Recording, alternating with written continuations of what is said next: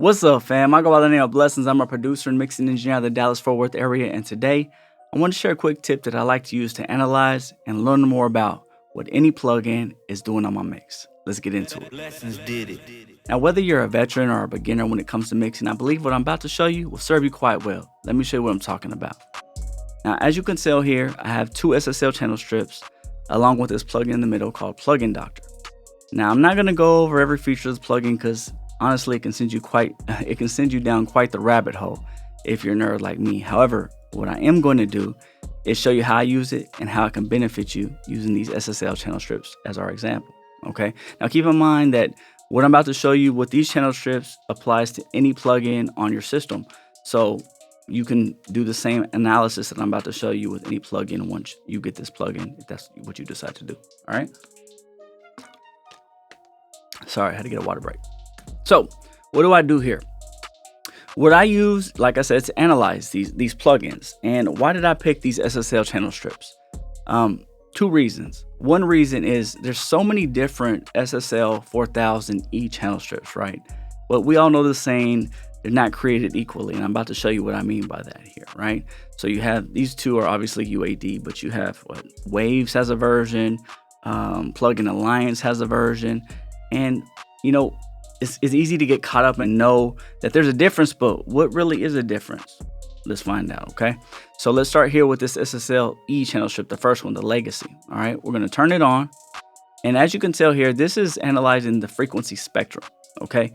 So first thing to note, quite obvious, there's a more of a gentle roll off here, about 20 Hertz.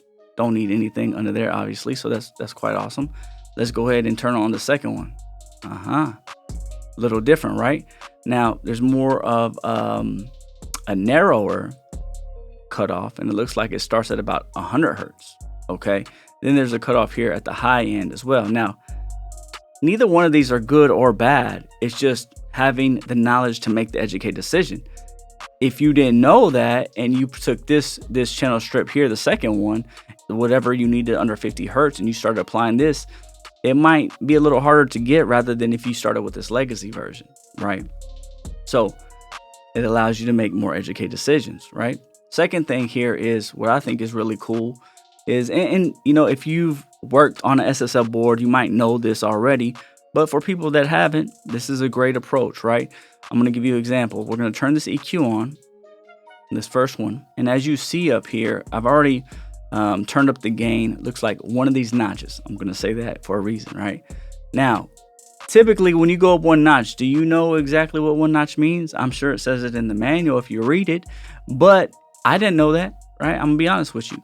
Now I can see though, one notch means about 2 dB. So each one of these notches is going to be about 2 dB. That should be about 4, right?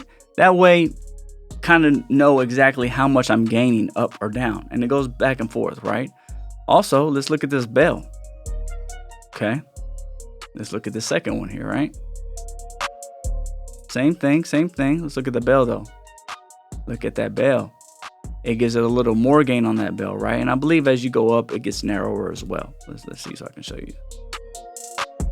See how it narrows out? Oh, look at that. Yeah, I bet you didn't know that. Look how it cuts more of that low end the more you go up. Let's look at this one. That one doesn't do that. Case in point, I didn't even know that. See, I'm learning as I'm showing you. All right, second thing here on this, which is really cool, is if you click on harmonic analysis, it shows you the content as far as the harmonic content, right? Now I'm going to turn the second one off. I'm just going to mute it real quick. Now it shows here at 1K, there's some upper harmonics here, right? You go to the second one, mute this one, looks like first, second, third order harmonics. Okay, it's good to know. That way, when you're making adjustments, you know if it's adding more saturation or which one would, which one wouldn't, okay?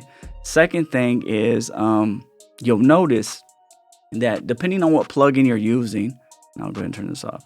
Whatever plugin you're using, these actually just come in 0. They're straight unison, right?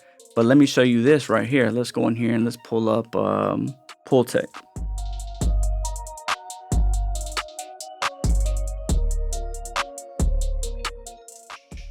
Okay, go with the legacy one, right? Now look at this. This is very good to know. And we'll mute this so we don't need that right now. From the jump, when you add this pool tech, it's already giving you a gain of 1 dB, right? So let's say you're adding this on your mix bus, right? You're putting this in your chain. If you don't know it's going to add that 1 dB, it might make a difference, right? So this is very good to know in your mind, oh, okay, if I add this pool tech, I already know it's going to be 1 dB, so I can gain stage accordingly, right?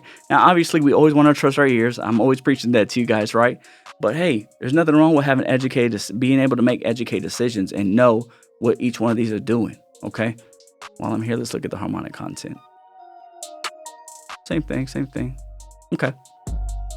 So it's very cool. I love what this is doing. I love what this does as far as give you more knowledge. And I'm in the process of looking through all different plugins that I currently use just to understand them a little more, right? Understand them better. Now, there's so much different things here that you can go into, the dynamics. But to be honest with you, I don't know all of it. So I'm not going to try to teach you something I don't know. And that's just being 100 with you, right? You can go really deep down and like, whoa. But cool to know, cool to learn. Hopefully this has helped you guys out. Leave me a comment below. Let me know if you're currently using Plugin Doctor, or if you're not, try it out. It's a very inexpensive plugin.